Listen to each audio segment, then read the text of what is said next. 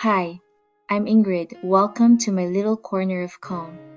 Here, we talk about simple living, self love, and finding beauty in slow, quiet moments. In a world that's always rushing, I believe there's something sacred about slowing down, about taking a deep breath, and just being. In today's video, I want to share something a little different, something I call my joyful unproductivity experiment. For 1 week, I decided to stop chasing goals, stop measuring my worth by how much I get done, and instead just live. It was a week of slowing down, letting go, and rediscovering what joy really feels like when we stop trying to earn it. So, make yourself a warm drink, settle in, and let's talk about the beauty of undoing. Feeling burnt out, overwhelmed, and like you're constantly chasing your tail? Imagine a life where you feel more joyful, more fulfilled, and surprisingly more energized simply by allowing yourself to do nothing. This week, I'm sharing my radical experiment in unproductivity and how intentionally stepping away from the grind actually brought me closer to a more meaningful life.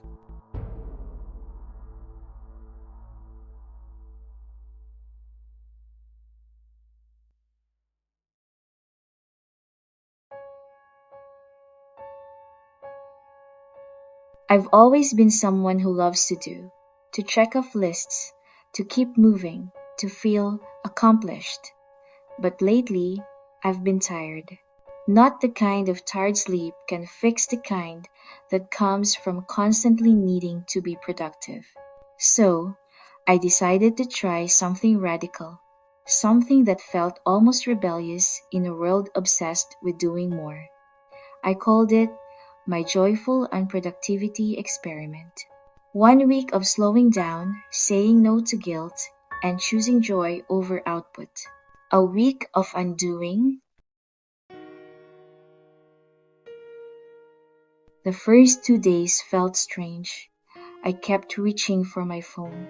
I felt restless when I wasn't checking something off. It's funny, even when we rest, we sometimes do it with purpose. I'll rest so I can work better later. But what if rest isn't a means to an end? What if it's sacred on its own?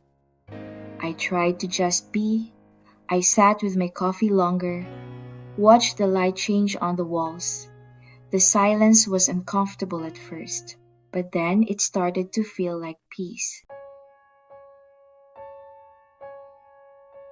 By midweek, something softened. I noticed how quiet the mornings were when I didn't rush to open my laptop. I took walks without headphones. I baked something without filming it. I wrote in my journal, not to be profound, but just to feel. I realized joy doesn't always shout. Sometimes it whispers, and it lives in ordinary moments: the smell of bread, the warmth of tea, the comfort of doing something for no reason at all. For the first time in a long time, I didn't feel behind. I just felt here. But then came the guilt, that quiet voice that said, "You're wasting time." We've been conditioned to measure our worth by output, how much we accomplish, how many things we cross off. But I kept reminding myself, I'm not a machine. I don't exist to produce. I exist to live. So instead of fighting the guilt, I let it pass like clouds drifting across the sky, and I replaced it with gratitude. Gratitude for time, for slowness, for the gift of doing absolutely nothing joyfully. I began to see unproductivity not as laziness, but as an act of healing, as permission to be human.